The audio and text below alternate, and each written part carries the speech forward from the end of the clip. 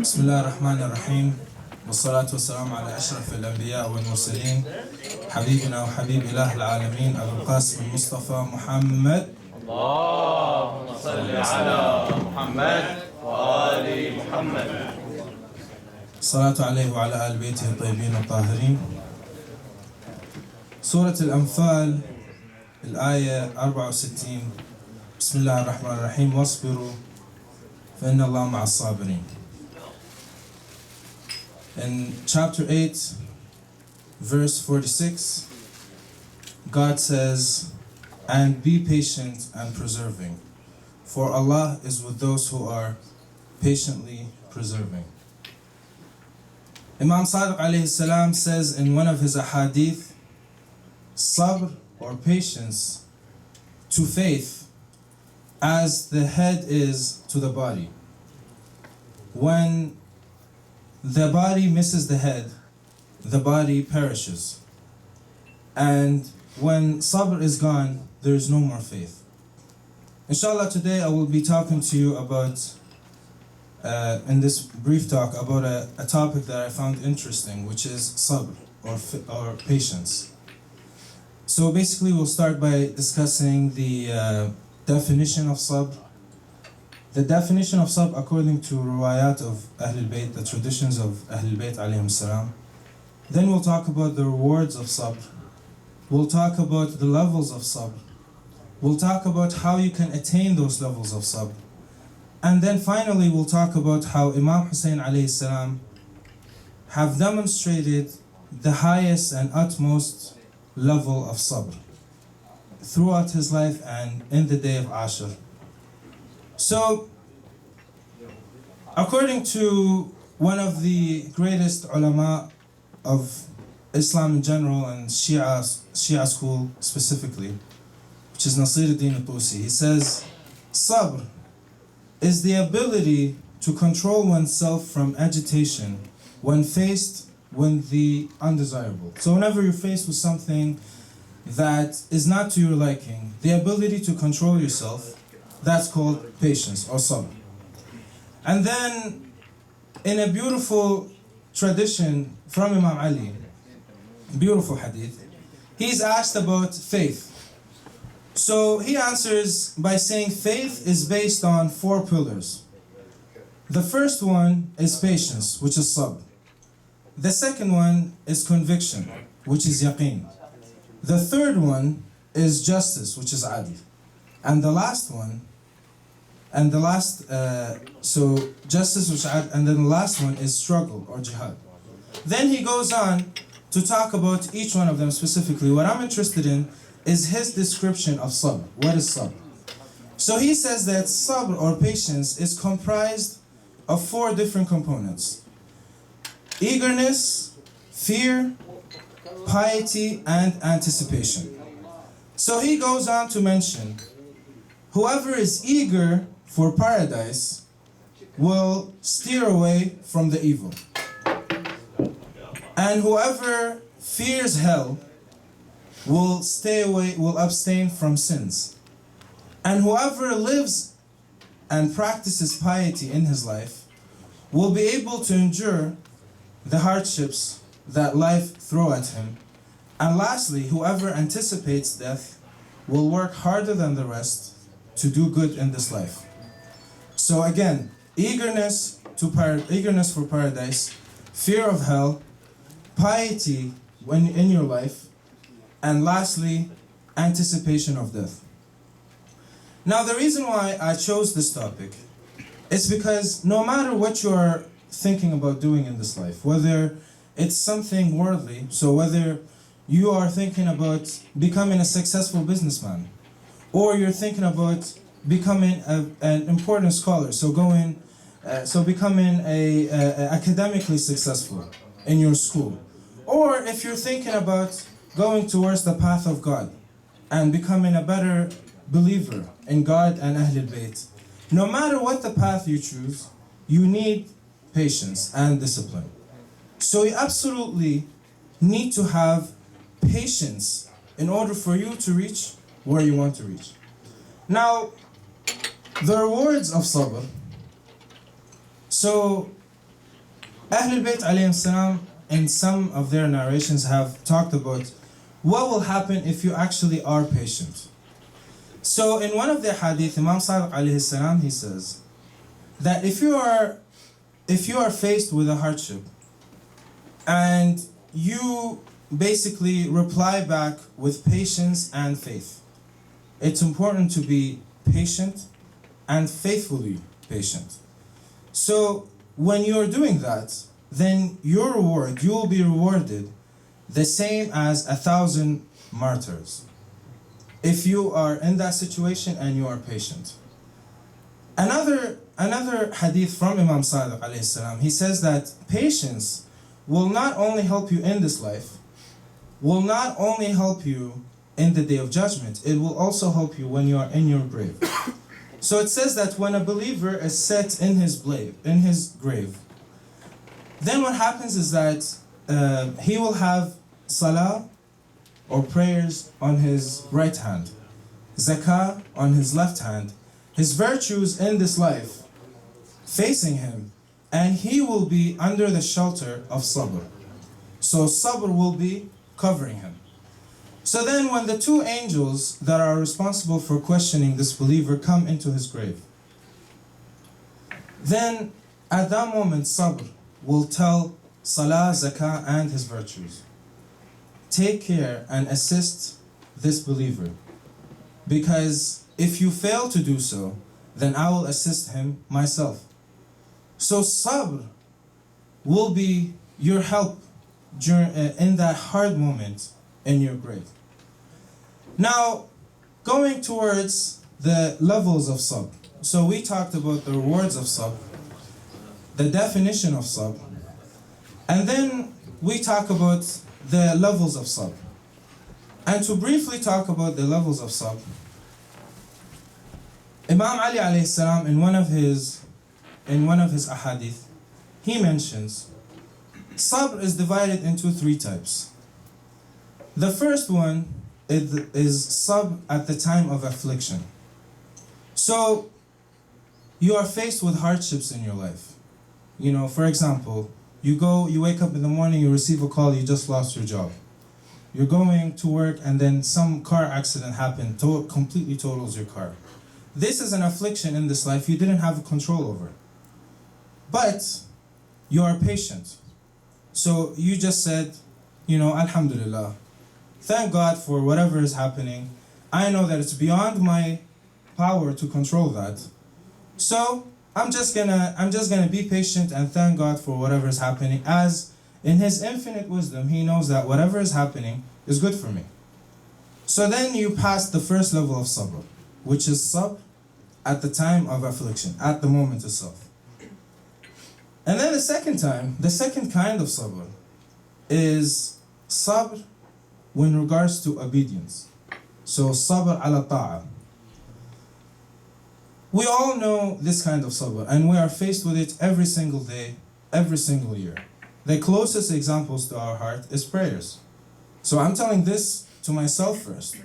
Prayers such as morning prayers, or all of the prayers in general, praying them on time. That's sabr with regards to obedience. God has asked you to pray 5 times a day as something that He wants. He just wants a reason for you and Him to have a conversation. Because prayers is basically just you and God having a conversation. You're asking God, you're doing all these practices of prayer, because that's the time that you should exclude yourself from life and just devote yourself to God.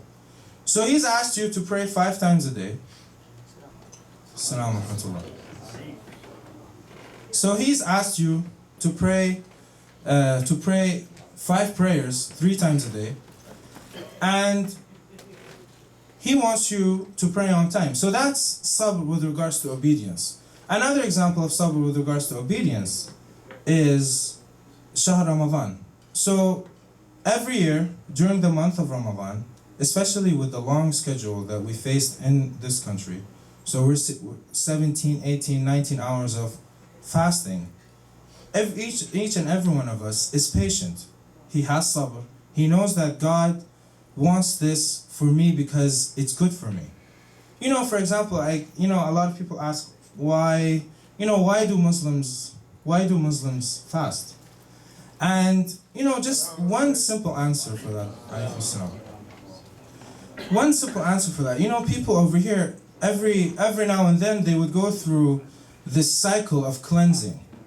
So they will, for example, eat less, drink less. They will they will start doing some practices, meditation and all that, in order for them to cleanse themselves. So God is giving you the opportunity for you to cleanse yourself at least once a year. Well, whether you like it or not, but He's basically allowing you to have that moment to reflect back and think about all these people that are less than you. That all these people that are fasting by obligation. So all these people that they don't have food or drinks. So they are fasting by obligations. You're fasting by will. But there are people, maybe in Africa, maybe in other parts of the world, maybe even here, that don't have the goods to actually be eating and having that, the ability to choose when to fast. So then, that's the second time. So the first one was the first kind of sabr was sabr at the time of affliction. The second one is sabr with regards to obedience, and the third kind, which is according to Imam Ali, the more superior kind of sabr, is sabr with regards to disobedience. You are alone in a moment. It's just you and God. He is the only witness on what you're about to do. It takes an extreme amount of knowledge and faith inside of you for you to finally say no to the wrong thing and stick to the right.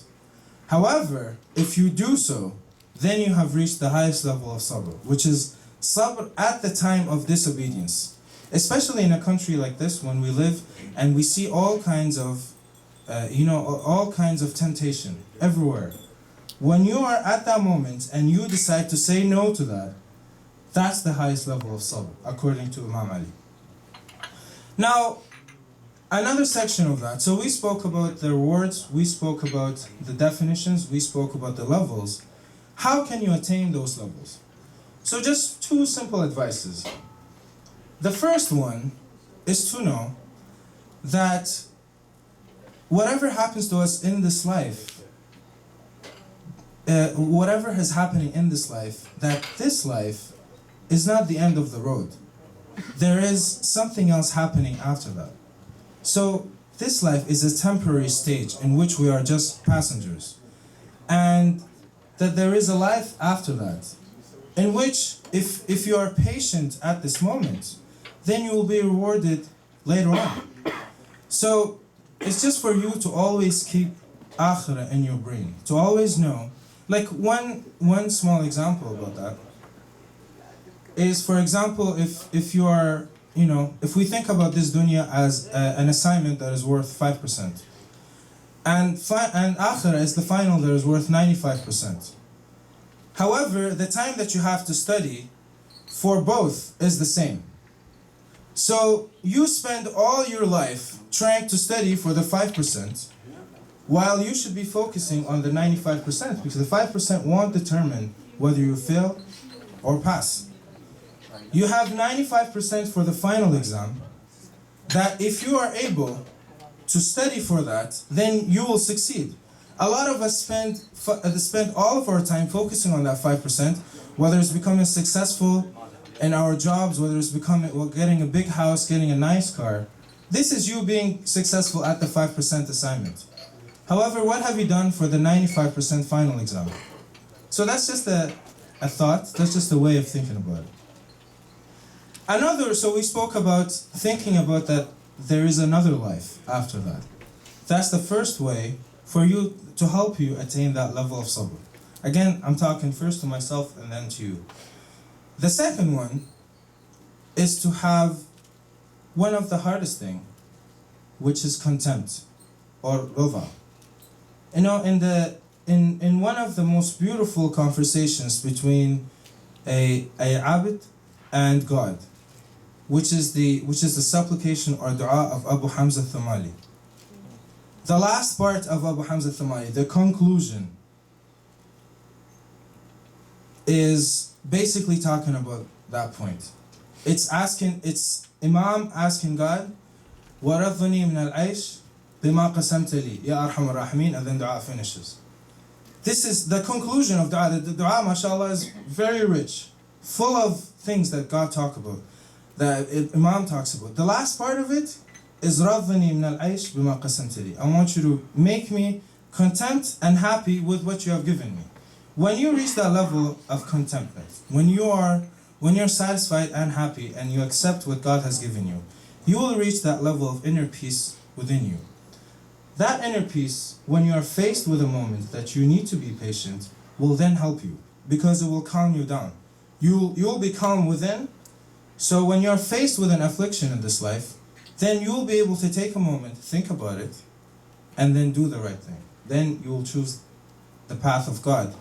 Another, people always ask about, like, why does all these things happen to me? How come God always tests me and stuff like that? An interesting analogy that I found, that I heard one day, is the following. So somebody says that inside each one of us, there is a precious diamond. Now, when you're going to when you go into the mountains or the mines and you want to extract diamond, the diamond will come in with full of dust and stuff you don't want that are way less valuable than the diamond itself surrounding it. So what do people do in order to extract that diamond? They apply a lot of heat, high temperature, and a lot of pressure in order to melt everything and get the diamond itself. A lot of hitting, a lot of basically mining in order for you to get that diamond. A nice way of thinking about all these afflictions that happen in this life is that inside each one of us there is a diamond. And in order for us to reach that diamond, we need to have all these afflictions happening. Every time you're faced with an affliction, you're faced with a hardship in this life, a test that happened to you. Imagine it as some sort of heat that is trying to melt what is covering that diamond inside of you. So then at the end, this will kind of melt everything around you in order for you to shine and get that diamond out. And inshallah, what we ask God is to be patient at the hardest times. Now, finally, and the test that we live in, I'm talking about average people. So people like me and you living in a society like this.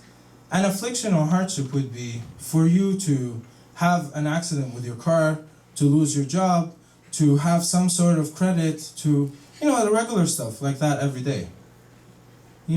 And still, if you are patient within those times and you still worship God, you're still, obedient and you pray on time, you're still obedient and you say no to haram and all these regular stuff, you're still rewarded and you will get heaven in the end. However, think about that. You have your friends with you that are selected specifically from God, each one of these friends, handpicked from God as being the best companions and friends in history of mankind, even better than the companions of the Prophet himself. You have these diamonds around you, and you see each one of them killed. You see each one of them, they are handpicked from God. They're the best of the best. You see each one of them slaughtered in front of you. And then you started seeing your son, which is the closest looking person to, whether it's physically or according to his virtues, to the best man that honored this earth by stepping on it, which is Prophet Muhammad sallallahu alaihi wasallam. Your son looks exactly like that person. And he's the pride of your life. You know how proud are you when you have a good, obedient son that does what you want in life? This son is the proud of your life. He is the utmost project. You worked so hard in order to raise someone like that. And you see your son in front of your eyes being cut to pieces. And then you see every single family member Every single family member. Think about that. We always talk about Al-Qasim, we always talk about these other family members. If you want to really have the idea in your mind and let it hit you, a family member is someone that you sleep at night, then before you sleep you watch them, then you wake up in the morning and you see them again. So you share the most beautiful memories with them. These are the guys that fill your life up. And then you have these family members, the best human beings on earth, being slaughtered one by one. And then you have the most loyal human being, your own brother, being killed and his hand cut off in front of you. And then you yourself started facing hardships. Other than whatever you have faced. You have your jaw broken, you have your bra starting to bleed, you have at least 1,000 cuts inside of you. You have an arrow with 3 heads that hit you right inside your heart. You had your infant son that you held with your hand that had an arrow in his neck. And you are there, and a minute later, Shem will come in and he will kick you and then step on you and then cut your head off. At that moment, you are in the middle of that. Imam Hussein raised his head and said, "My Lord, I am patient on your destiny for me, that there is no other God to be worshipped but you. You are the shelter for those who seek refuge." That's why Imam Hussein has demonstrated the highest level of patience.